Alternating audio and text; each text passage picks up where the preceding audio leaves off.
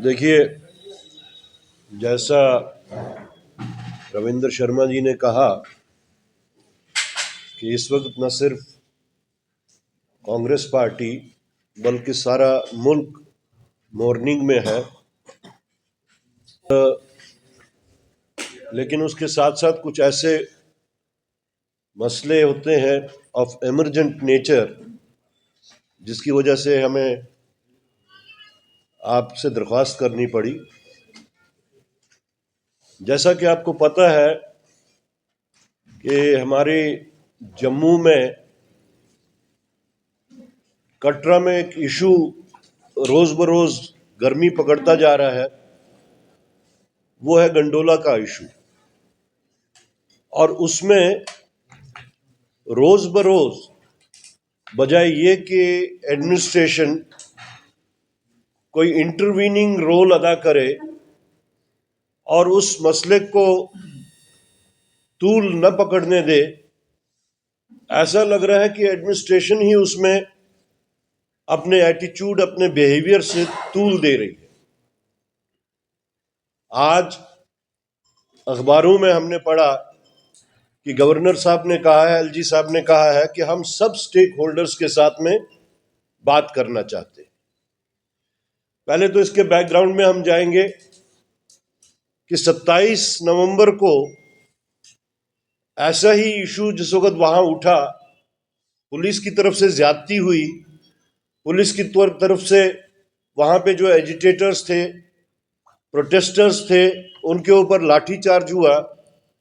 तो हमारी ये सारी जो सामने क़यादत बैठी है, ये लोग डिविजनल कमिश्नर के पास गए, उनसे इंटरवेंशन लिया, तब कहीं जाके पुलिस ने उन एजिटेटर्स को छोड़ा, रिहा किया। और उसके बाद में हमसे बात करके ये लोग जब वहां गए, रास्ते में फिर से उनको रोक दिया।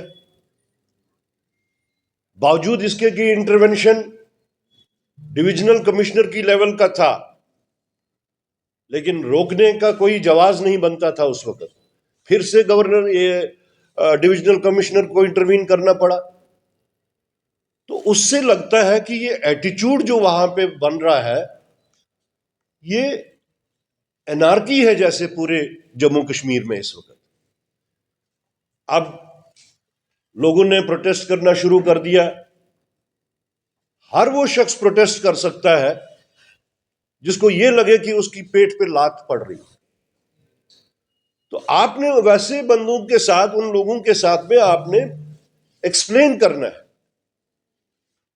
आज गवर्नर साहब इतनी देर के बाद बोलते हैं हम स्टेक होल्डर्स के साथ में बात करेंगे। किन स्टेक होल्डर्स के साथ में वो बात करेंगे? उन सारे स्टेक होल्डर्स को तो उन्होंने जेल में बंद करके रखा हुआ, आधे रियासी जेल में, आधे उधमपुर जेल में, और ऐसे इनह्यूमन तरीके से उनको वहां पे रखा हुआ है, अनहाइजीनिक कंडीशन में वहां पे रखा हुआ है। एक एक सेल जो कि 20 लोगों के वास्ते मुकर्रर की गई है, उसमें 80-80 लोगों को उनको रखा हुआ है और क्रिमिनल्स के साथ में रखा हुआ है। क्या वो लोग क्रिमिनल्स हैं? क्या उनका हक नहीं बनता कि वो अपनी बात को एक डेमोक्रेटिक तरीके से उछाले? हम डेवलपमेंट के खिलाफ नहीं, लेकिन जायज बनता है कि अगर एक साइड से ऐसी डेवलपमेंट हो रही है जिससे आप टूरिज्म को बूस्ट दे रहे हैं, कम से कम जो स्टेक होल्डर्स हैं उनके साथ तो आप बात कीजिए।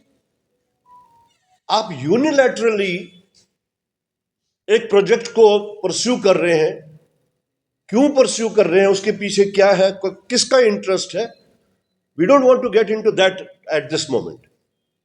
लेकिन जिस तरीके से आपने वहां पे एक एनार्कियल एटीट्यूड वहां पे लेके, हेजिमोनियल एटीट्यूड लेके, वहां के लोगों को आप, वहां के एजिटेटर्स को आप ऐसे ट्रीट कर रहे हैं जैसे वो क्रिमिनल्स हैं। इसलिए हम फिर से रीइटरेट कर रहे हैं कांग्रेस पार्टी का स्टैंड कि जितने भी स्टेक होल्डर्स हैं उनके साथ में बातचीत होनी चाहिए, लेकिन उससे पहले जो लोग पकड़े गए हैं, जो लोग गिरफ्तार हैं, उनको पहले रिहा किया जाए, तभी आप स्टेक होल्डर्स के साथ में जायज तरीके से बात करेंगे। आप अपने नॉमिनेटेड लोग उनमें से आप किसी को निकाल के कहेंगे कि ये स्टेक होल्डर्स है? नो। जो लोग गिरफ्तार हैं, चाहे वो घोड़े वालों की तरफ से हैं, चाहे दुकानदारों की तरफ से हैं, चाहे बारीदार वालों की तरफ से, चाहे वो पोर्टर्स की तरफ से हैं, पिट्ठू वालों की तरफ से, उन सबको आप पहले रहा कीजिए और फिर उनसे बात कीजिए। अदरवाइज ये आपके कहने और करने में जो फर्क है, ये अब सब देख रहे हैं कि एक साइड से आपने स्टेटमेंट इशू कर दिया कि हम स्टेक होल्डर से बात करेंगे और दूसरी साइड से आप उनके ऊपर डंडे बरसा रहे हैं।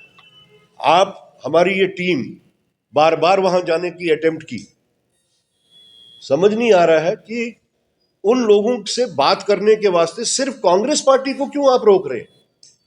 बाकी तो सारी पार्टियां वहां गई, नेशनल कॉन्फ्रेंस वहां गई, आपको कोई दिक्कत नहीं। डिप्टी चीफ मिनिस्टर वहां गए, बाकी टीम उनकी वहां पे, कोई दिक्कत नहीं है। बाकी पॉलिटिकल पार्टीज जाती हैं वहां पे, कोई दिक्कत नहीं। सिर्फ कांग्रेस के जिस वक्त लीडर्स जाते हैं आपको रुकावट होती है, शायद इस वास्ते कि कांग्रेस उन लोगों के साथ रिलेट कर रही है या वो लोग कांग्रेस पार्टी के साथ रिलेट कर रहे हैं। तो डेमोक्रेटिक सिस्टम में यही बनता है कि आप उन लोगों के साथ बातचीत करें, ऑल द स्टेक होल्डर्स। हम ये नहीं कहते कि आप उसमें पिक एंड चूज कीजिए, डेवलपमेंट के भी हम खिलाफ नहीं है।